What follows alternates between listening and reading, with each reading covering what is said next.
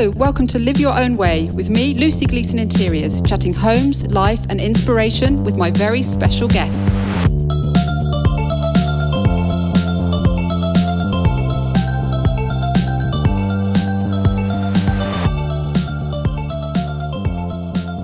So I want to start today with a huge thank you to everyone who listened to my first episode last week.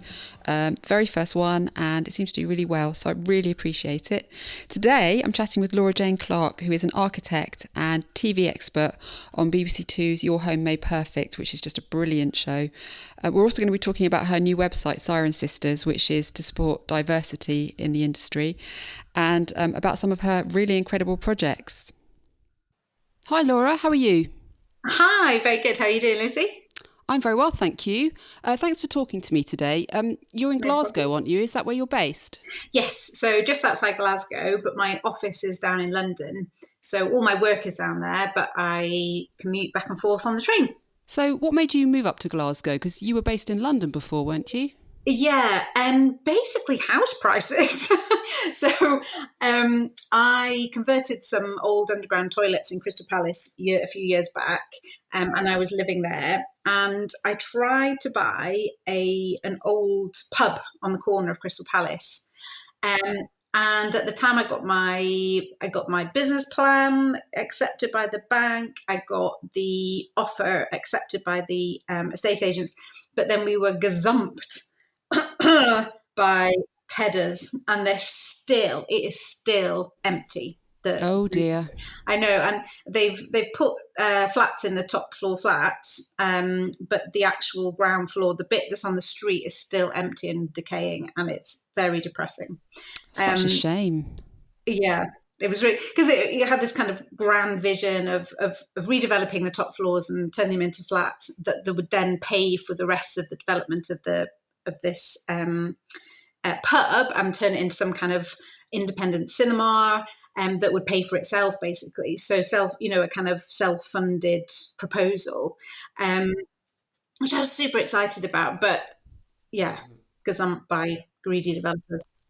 Not to be, I guess. I know, exactly. So I was just totally sick of London. And I think, house prices were just so high, and trying to get something to do up, to renovate, was just getting impossible.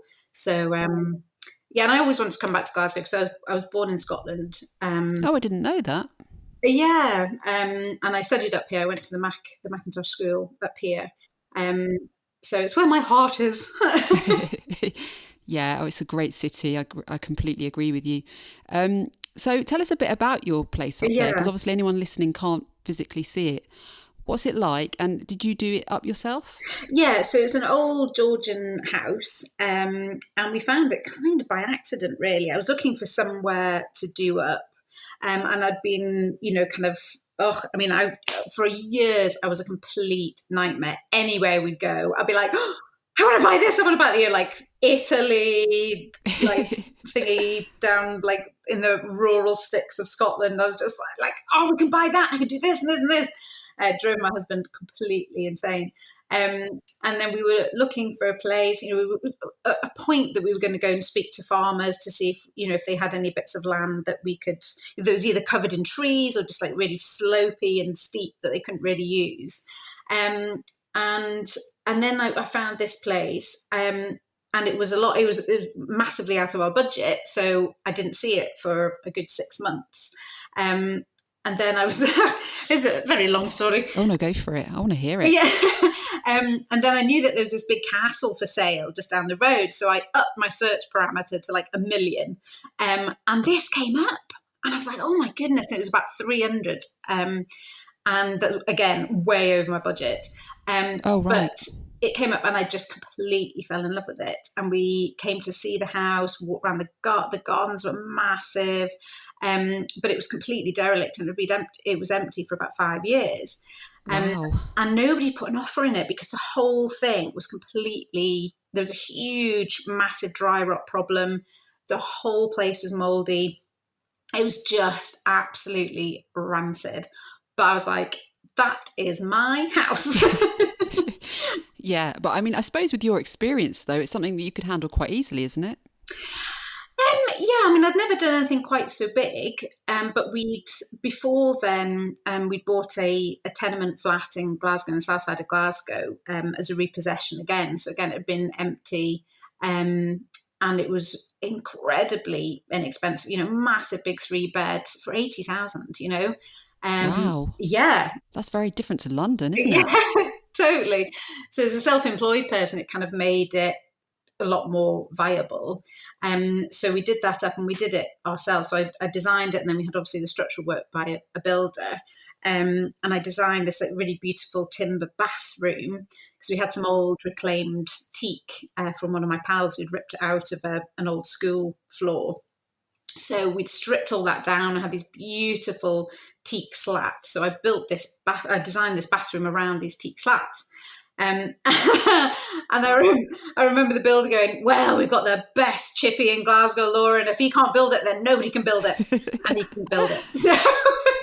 So being a social worker, my husband's a social worker, both had to build it ourselves. Oh, brilliant. Yeah, so it was a very steep learning curve, but it made taking something like this on a lot easier. Yeah, it must have made it easier. So what's your colour scheme like there? In this house? Yes. Whew, it's quite dark. It's quite moody. So the tenement that we did up, I was always kind of very light colours, very white, very kind of clear, very kind of architectural and not particularly interior designy.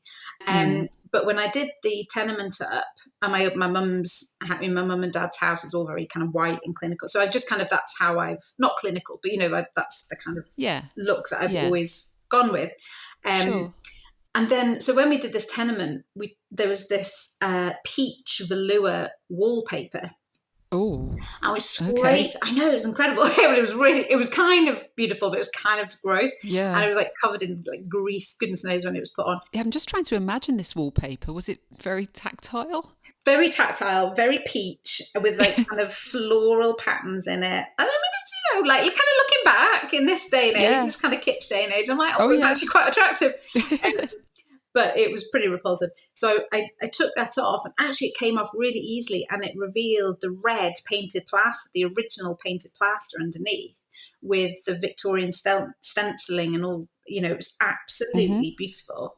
Wow. And then this kind of really dark red gave me the colour scheme for the rest of the flat. So it would have looked really weird, any white in it particularly.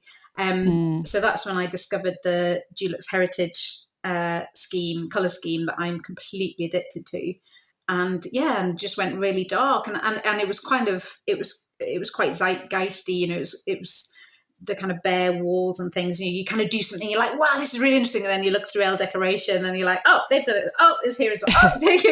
Damn, they always get there first, don't they? So talking of colour schemes, because I always love your colour schemes. Oh, thank you. On your Homemade Perfect, which I'm sure any interior lover will have watched by now. Oh, I hope so. Well, I'm completely addicted to it, and my husband loves it too. It's one of those programmes that we both sit down and watch together. Oh, that's great. So to sum the programme up, both yourself and another architect, Robert Jameson, you both design new layouts for families who are struggling with their living space, and then you pitch the ideas to them once you've come up with them with virtual reality, don't you, so that they're standing in their new space. Yeah. So how does that all work then? How do you do it? So we visit the couples, we have interviews, and we work out our designs separately. So we filmed all 16 in one summer, essentially, in about kind of 6 months, and we weren't allowed to see each other's designs, we weren't allowed to talk about design, so we talked about everything else other than our designs. So you weren't allowed to talk about your designs with Robert? No, absolutely not. Wow. That was bad.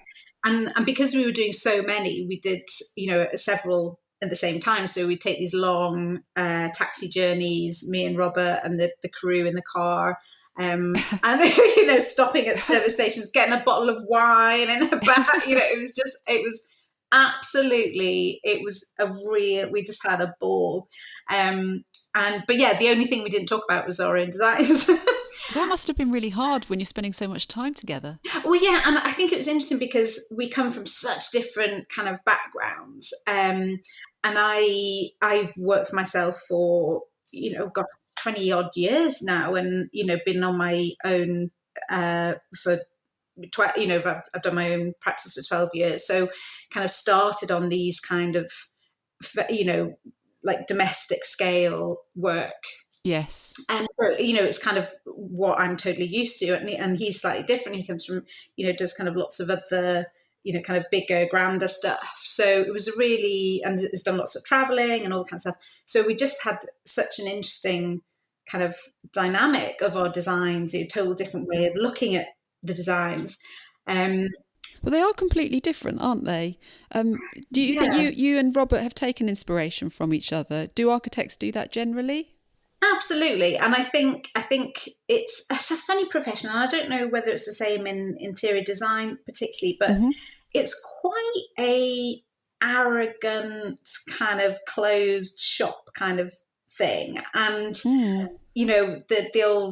the old saying of there's no such thing as an original idea, I am a huge believer in, because, you're influenced by everything that you see, whether it's going out for a country walk or going to see a film or, or velour wallpaper, you're so influenced by everything. And what I found interesting that even though we were from such different backgrounds, there were huge crossovers in our designs. And sometimes you'd say, oh, that's actually the same design, but flipped upside down or flipped 108 degrees. And so it was really interesting seeing our thought process. And I think that's what's really great about this TV show. It's not just about the build, it's about the thought process and the design process. And I've had so many messages of people saying, oh, it's like having you on my shoulder when I've been working this out, and that is what is fantastic. I don't think design should be this kind of cloak and dagger. It's only for the elite, to have design. Because it's not rocket science, but it's about thinking and really having the confidence to go with your thoughts and go with these ideas and, really push yourself. But I definitely think it's intrinsic in you. It seems to come really naturally. Like every house that you do, you put your heart and soul into it. And like when I, watch some of the family so happy at the end, it really makes me well up. Like all your designs seem like really sympathetic, but also practical. Would you say that's true? Definitely. I kind of work with the budget and the family and the way they live as a parameter of the design. So yeah, very much so. And I kind of really live in the spaces in my head and kind of imagine them, coming down in the morning. And because obviously families live in such different ways. I mean, at the moment, we're all living pretty much the same way. But, whether people, whether the mother or the father, or whether it's single parents, whatever, that people leave a house at different times, they eat at different times. And I think it's really important to totally take that as part of the design. There's no point, I don't think there's any point in trying to change the way people live. It's about... Well, we're creatures of habit, aren't we? Yeah, totally. And I remember James and Vicky, I think it was the first episode actually, and he loved cooking.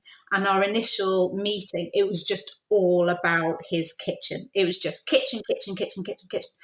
And I just thought, like, blood and sand, does Vicky have any say in this? And I remember asking what her passions were. And she kind of suddenly went, I really love music. And I've got like a massive stack of Northern Soul upstairs. And I'd completely forgot. And she basically hadn't thought about a record collection for like 10 years.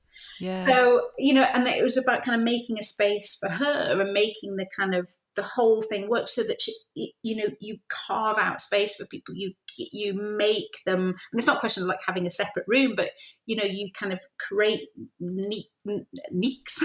You create some places for people that they want to gravitate to. So not just a label, right? This is where you can sit and listen to music. You're creating somewhere that is really lovely to sit and.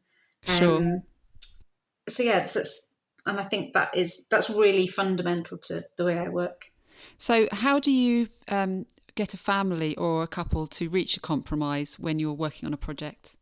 Oh, it's funny. I think, with the exception of Dennis and Christine, the Margate job, which was just kind of, that was a real uphill battle. I think when you break, because I think people get so stuck in a thought process or a thought pattern.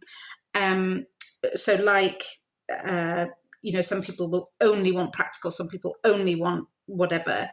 And Yes. I think when you're in the space as well, a lot of clients I speak to, they're like, how did you come up with that in an hour and a half, 2 hours? We've been here for 15 years and we wouldn't have thought that in a million years. And I think you get kind of almost blind. You can't see the wood from the trees, as my mother used to say. Yeah. You get kind of blinded by it. And it's when you start reasoning it out and just showing the flow and how things come together, then that's generally when both people go, oh, of course, I get it, and if they're not listening to each other, then, and often there'll be compromise, there'll often be elements from each party. Yeah. But when it comes together and explained by a third person, then they kind of go, oh, get it, yeah. And then by the end of it, they're both, loving it and dabbling in paint colours and all sorts of things. Yeah, I suppose it's the same with interior design, really. It's a case of, well, coax isn't the right word, but, make suggestions and it all just takes care of itself in the end, doesn't it? Yeah. So how did it come about being on Your Home Made Perfect? Because you had done some other presenting on other shows before, hadn't you? Yeah, so I did. So I did a lot of stuff with George Clark on Channel 4. When I did my toilets, actually, when I bought these underground toilets and did those up. Oh yes, I'm going to talk to you about those in a minute. But yeah, but I remember doing them, and I was labouring on them because, again, being self-employed, not having huge amounts of cash at all, I basically did all the labouring work and worked with the chippy and everything to kind of work on the details. I remember doing it thinking, this is kind of interesting, I'm sure it'll be like fairly unique. And I pitched it to Grand Designs and they were like, no, it's too big, too small for us. And I was like, okay, fine. And then I'd heard of this program, this amazing space. I think it was called Micro Design. The working title was Micro Design. So I kind of pitched it to them and they're like, no, it's too big.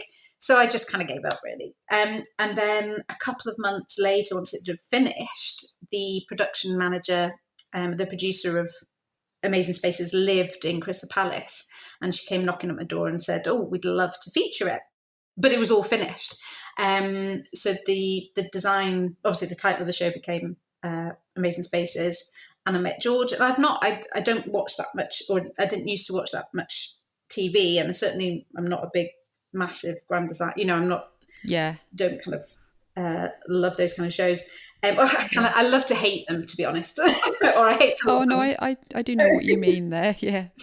And so I basically watched hundreds of the home show that George did on Channel 5. I just basically just to get to know what he was like, and I got completely obsessed with him to a point that I would like wake up in the middle of the night, apparently go, oh, George Clark is 6'3", and I thought I could sleep. So then obviously met George, and he came and we did the filming there, and it was just brilliant. And then we did a Christmas special, and then Shed of the Year came off the back of Amazing Spaces. So I worked with Max McMurdo and Will Hardy and George, and we went around the country judging sheds, and that ran for 4 seasons, 4 series. I love that programme. I know, it was awesome. But it's funny though, I'll speak to people and, sheds will get mentioned at some point.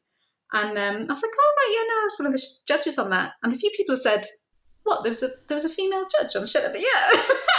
Like, oh, really? Yeah. Goodness. Well, I certainly remember there being a female judge on the programme. It was so weird. Or the toilets and be like, oh, is that you? I think when I started doing TV, I remember a producer saying, now get a look, get something that people will remember you. And I just didn't really do that. Well, but you say that, but actually I think you have definitely got a style. I know it's not exactly an interiors or architecture based question, but you've always got nice shoes on. How many pairs have you got? How many pairs? Yeah. Oh my goodness, probably about 100 odd. Ooh. Yeah. Because my husband basically buys them for me. So my husband loves high heels on ladies, absolutely loves them. And I think I was always a bit of a tomboy in school and uni, and I was always in dungarees and flares and DM boots. And I think I don't know, being a certain kind of shape doesn't necessarily suit that. And I never really suited kind of like wafy, kind of beautiful, you know, the stuff that I absolutely love always look really weird on me because I've got kind of quite big shoulders and I've always done martial arts. So I've always been, you know, kind of quite, not big, but like, you know, not a kind of wafy thing that I'd love to be. And then I kind of started getting into like pencil skirts and the 1940s, 50s style, and it just really suited me. Yeah. And so, yeah, and it's gone from there, really. Yeah. So talking of women in the industry, I was talking to someone recently and they said that apparently it's still very male dominated in the world of architecture. Is that correct?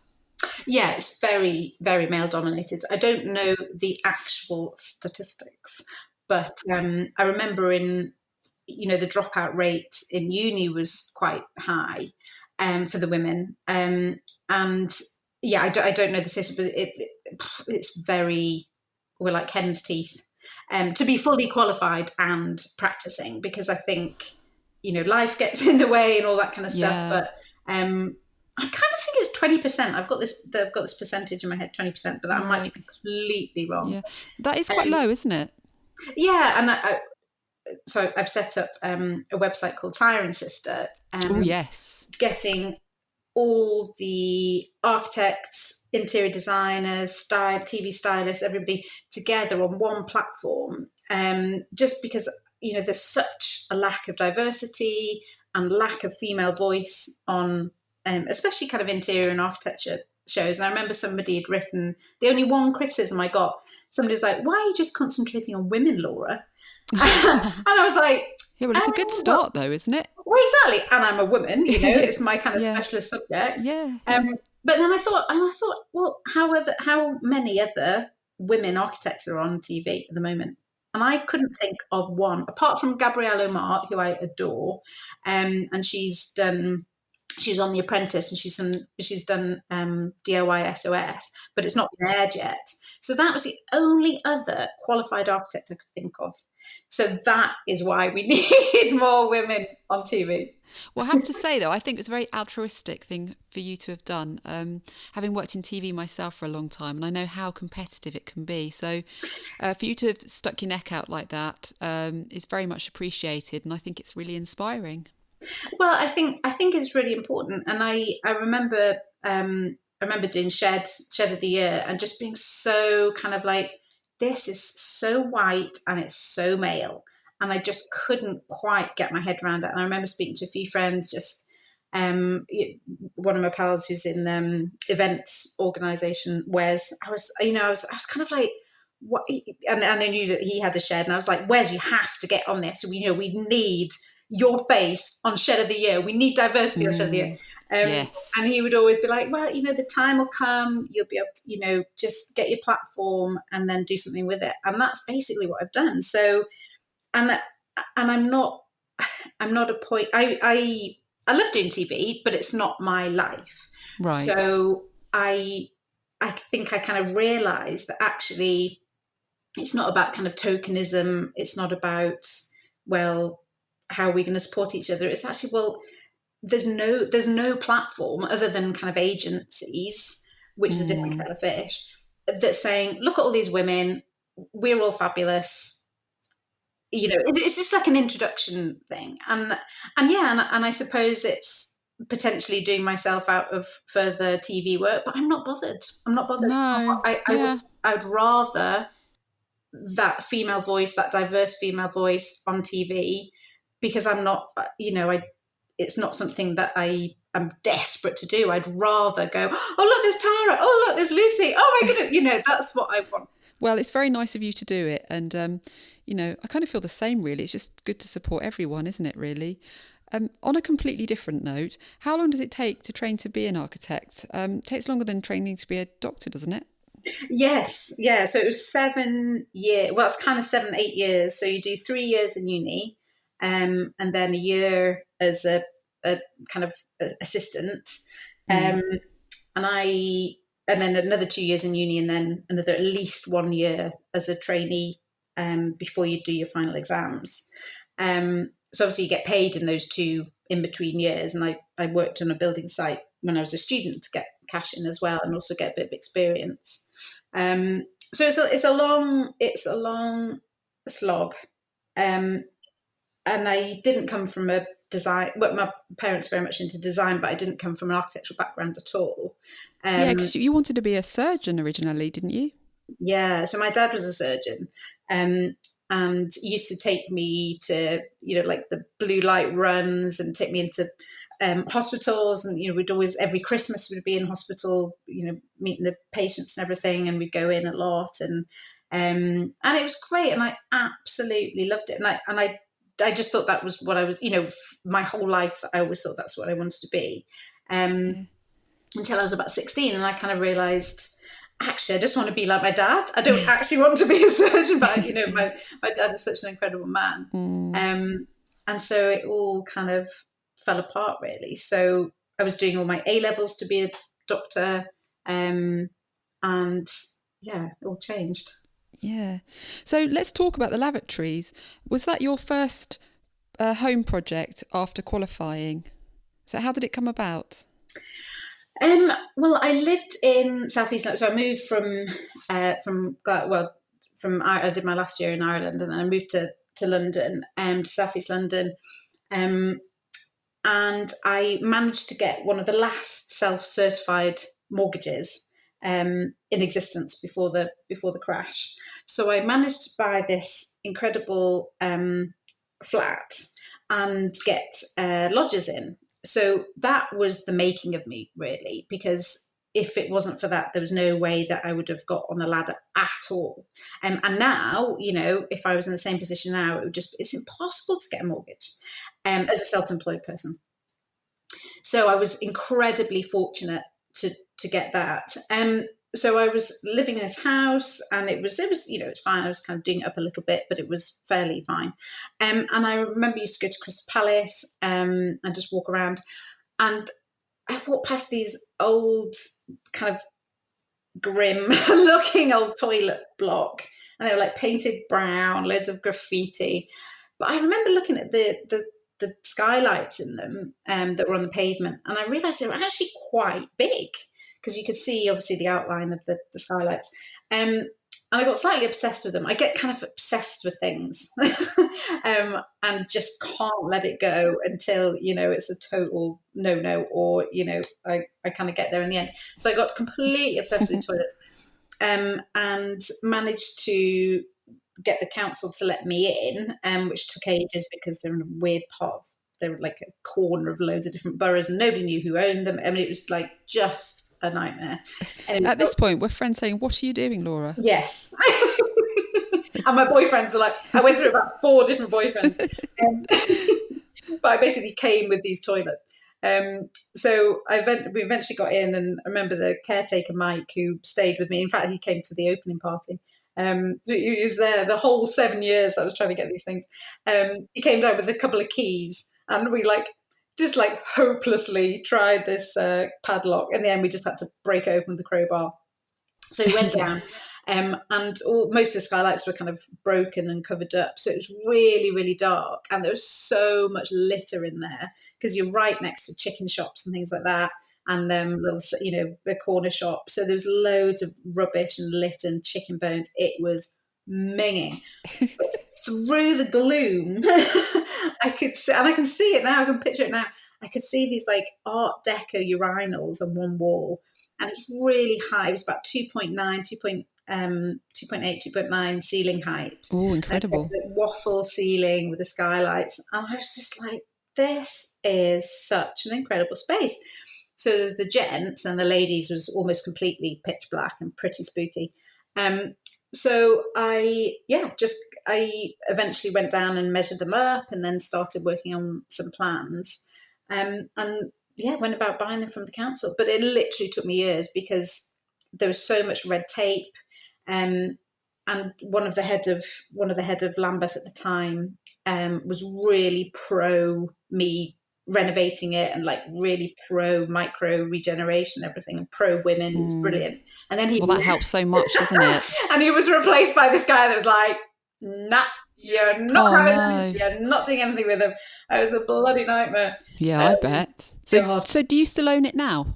Yeah, I do. Yes, yeah, absolutely. So I have some fabulous, a lovely couple living there who are just wonderful. A ballerina, she's absolutely beautiful. Great. Yeah, it's just a lovely couple, and it's nice. We've had some really nice people in there that just really, appreciate, because it's not for everyone living underground, but there's so much light from the pavement, and it's great. It's no neighbours. You can play music as loud as you want. You can have crazy parties down there. I think it's the best place to live in London. Yeah. Oh, I'd love to see it. Is it like completely underground? It is. So I opened in fact, the reason why I turned it into a flat, because I was originally going for a kind of art gallery type bar-y kind of thing. I kind of realised that I could get an open space at the bottom. So the very bottom, where I took, there's two sets of stairs going down, the males and the females. So the females I took out, and that's where the bedroom and everything is. But the space above it is basically open. So you've got this like little half-covered courtyard garden right at the bottom. So you can look down there. And then obviously down the main entrance steps. Oh, amazing. One of the other really interesting projects that you've done, I spotted on your website, Lamp Architects, you renovated a cinema, didn't you? The Lexi. Yes, that's the one. How did you go about keeping the feel of it? Well, it was just the bar on the cinema. So, in fact, when I met them, because the top of the interview, I was telling you about this pub that I was trying to buy and turn into an independent cinema. So I did loads of research, including going to the Lexi and meeting Sally there to talk about how to run and the costs involved in running an independent cinema. And she was like, well, actually, we need an architect. So it was a really nice skills exchange. And they'd put this beautiful cinema in, but then on the side of this building, there was just this kind of like horrible alleyway and a kind of really grim bar. And basically all the money is in, a lot of the profit is in getting people to stay for a drink beforehand and after, and refreshments during the film. So they wanted that to be really enhanced.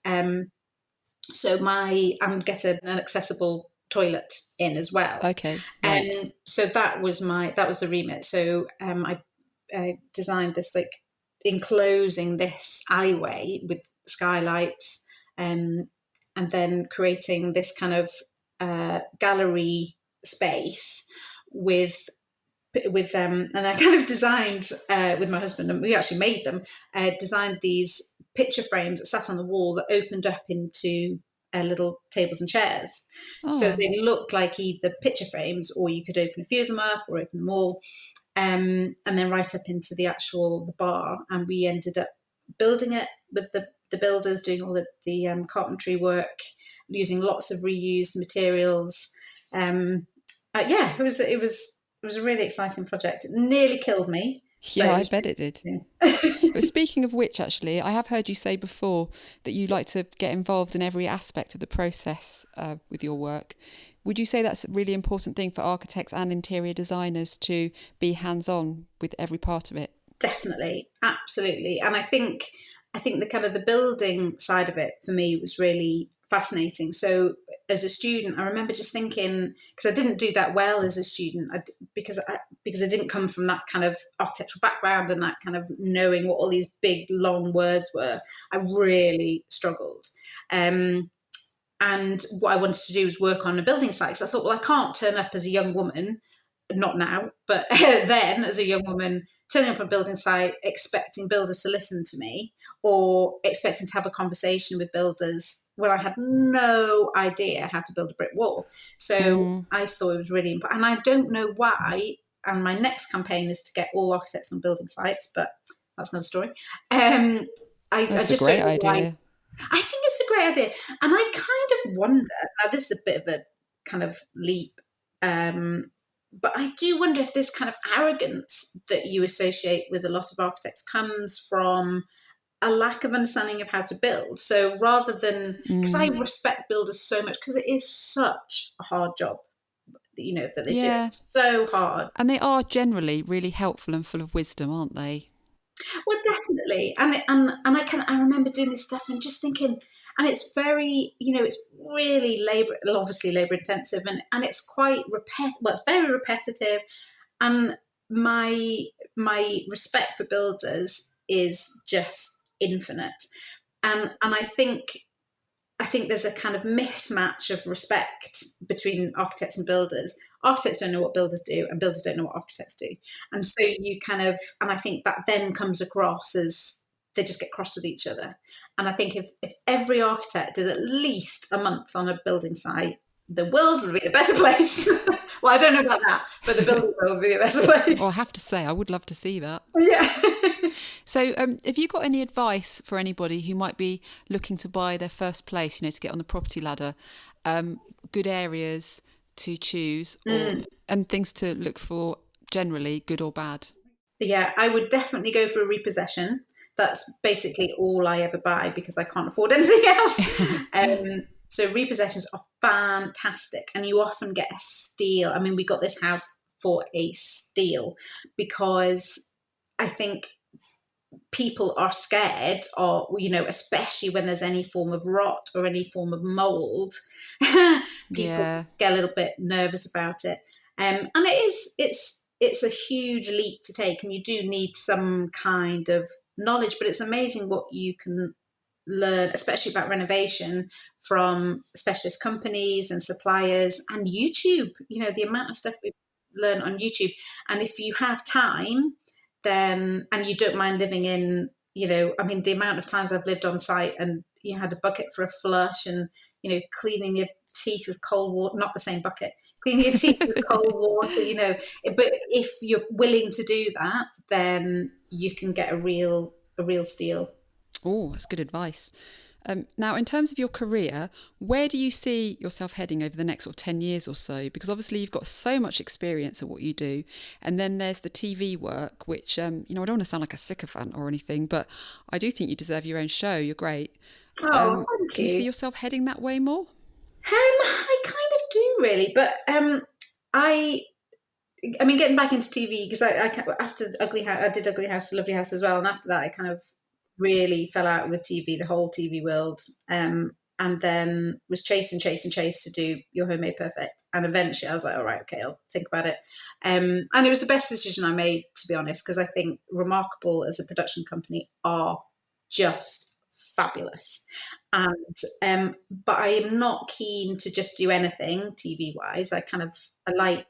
It's nice having a platform, but a platform to inspire kids or women to get on building sites, or that is fabulous. Having some kind of positive effect on people, or certain, is just like amazing. I'm currently writing a book. Ooh. Is that an exclusive? Yeah, and this is the first time I've mentioned it, actually. Right. So I think I've really been inspired by the messages that I've had, and this kind of idea that I kind of really like the idea of democratizing design and producing a book that is really beautiful and really sexy, but also really, the kind of, but not necessarily budget. It's not about kind of DIY. It's more about the design process that people can take on in their own homes. So it would be like me being on your shoulder going, oh yeah, you can do this. And so that you can say to the builder, oh look, but we can do this. And they go, oh, right, okay. So it hopefully help people to work their homes out either with an architect, designer, interior designer, or builder.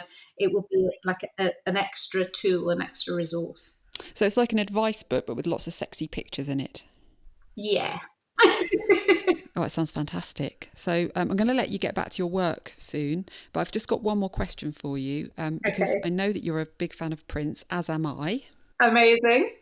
So if you'd had the opportunity to work on Prince's home, Paisley Park, as an architect, what would you have chosen to do? That's kind of a tricky one, because Yeah, I mean, Prince is my number one human being. I think I would end up not doing any work at all, but just lying about with him. And I would make this kind of like almost like a Bedouin tent with scarves and material, all very kind of like in the is it Interview with a Vampire? Oh yeah. When the Keanu Reeves gets Yes. like seduced by all those mad vampires. I think it would basically be that. And I would just hang out there eating chocolate and chatting. And they'd be like, what about the rest of the work, Laura? I'm like, tough. I'm just hanging out here with you, babe. I wonder if he'd have had full of wallpaper. I know, I don't think so. Well, you never know, really. Yeah, Paisley Pot's quite stark and white. It's not really my kind of style. But my and Prince's Bedouin tent, that would have been the best. Oh, he's the king, isn't he? Well, listen, thank you so much for talking to me today. I feel like I've learnt loads, and it's been a real pleasure. Oh, thank you so much. It was great. So I hope you've enjoyed today's episode with the lovely Laura. Her architect company is called lamparchitects.co.uk, and then also the networking website she's developed is sirensister.co.uk. My guest next week is Eva Shanaika, who owns her own London-based interiors company, and she creates the most stunning, colourful textile designs and homeware. So until then, have a good one.